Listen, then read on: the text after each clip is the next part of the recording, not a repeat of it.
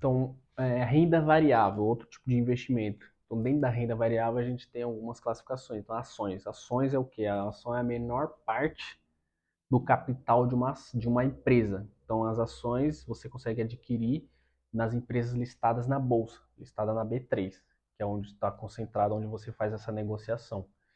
E a ação, você se torna sócio daquela empresa. Então, a maneira de como você se tornar sócio de uma grande empresa e receber parte daquele lucro é comprando uma ação, porque ela é a menor parte daquele capital. Então, você tem um capital de 1 milhão, divide por 1 milhão, esse capital, a menor parte é uma ação de R$ 1. Então, cada ação valerá R$ 1 para que 1 milhão de pessoas tenha um capital de 1 milhão. Então, ela sempre é proporcional, tanto o lucro quanto o prejuízo é proporcional ao número de ações que você tem. Então, a ação, basicamente, ela tem dois tipos, né? ON e PN.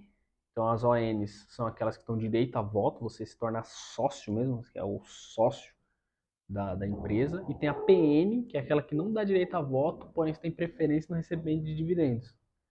Então, se você quer se tornar sócio, você quer fazer parte das decisões daquela empresa, claro que você vai ter uma parcela muito pequena, não vai chegar nem quase 1%, não vai chegar a 0,003% da empresa, mas se você quer sentir isso, são as ONs que são as melhores, né, para você comprar.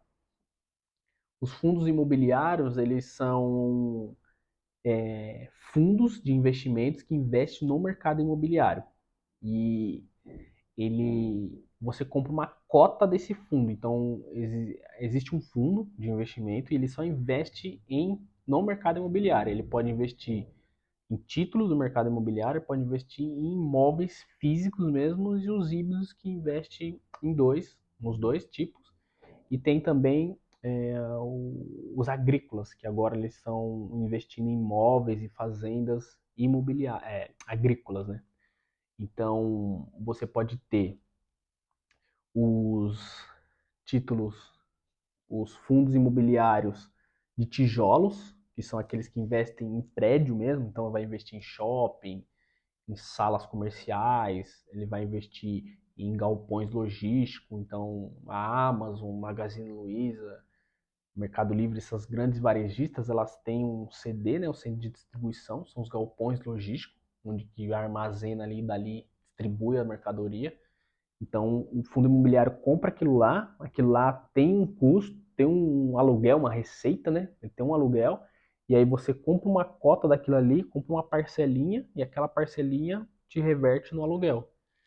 Então, os shoppings, por exemplo, todas as lojas que estão dentro do shopping pagam um aluguel para o dono do shopping, o estacionamento gera uma receita, e aquele valor todo é dividido em todos os cotistas é, do fundo. Então, para aquela pessoa que quer investir em aluguel, quer ganhar aluguel, mas não quer ter um imóvel físico, não quer ter a dor de cabeça de ter um inquilino, gerenciar um inquilino, o fundo imobiliário de tijolo é a melhor opção. Você tem o fundo de papel, que são, é uma carteira de títulos de renda fixa atrelados a o mercado imobiliário. Então você pode ter CRI e LCI dentro desse portfólio, diversos deles, né? E é bom que você diversifica porque você não precisa ficar escolhendo vários títulos sozinho. Você pode escolher um fundo imobiliário que já investe em vários títulos e ali você tem diversos tipos, você tem mais diluído, né? Você tem uma diversificação, que é a regra dos investimentos, é a diversificação. E você tem os híbridos que investem uma parte do portfólio em títulos, que é o papel, e outra parte você investe em tijolo, que é o prédio físico mesmo. E aí você tem os agrícolas que investem em maquinário agrícola, trator, extratores, investe em fazendas, né? Então esse é um fundo imobiliário que está chegando, já faz relativamente um tempo que tem, né, uns 2 anos por aí, ou até mais, está popularizado no mercado, né, que antes já existiam, mas eram fechados, não eram negociados em bolsa. Então, esses são os fundos imobiliários. Você tem também os ETFs. ETFs são fundos de índice. Então, são fundos de investimentos que tem sempre um índice atrelado a ele. Então, você tem, por exemplo, o ETF do Ibovespa, que é o mais famoso, que é o ETF, é um fundo de investimento que replica exatamente o índice Ibovespa, que é composto por mais ou menos umas 60 ações, umas 60 empresas, de acordo com o parâmetro da própria B3, da própria Bolsa Brasileira. E aí é um índice, é teórico, sempre um índice será teórico, né? Então ele pega premissas, calcula e diz qual que é a média daquilo ali. O ETF, ele vai pegar e replicar aquela carteira na vida real. Então ele vai comprar todas as ações que o índice Bovespa está falando que está compondo a carteira dele, vai comprar e vender sempre que tiver alguma variação. E aí aquele retorno vai ser muito próximo ao índice Bovespa. Então quando você vê no Jornal Nacional ou na internet, você assiste, você vai estar vendo lá a Ibovespa cresceu 2%. O BOVA11, que é o ticker, né? O título da compra, o código de compra desse ETF vai estar muito próximo desses 2%. Então isso é o ETF. O BDR, o que é o BDR? O BDR eles são ações internacionais negociadas no mercado nacional.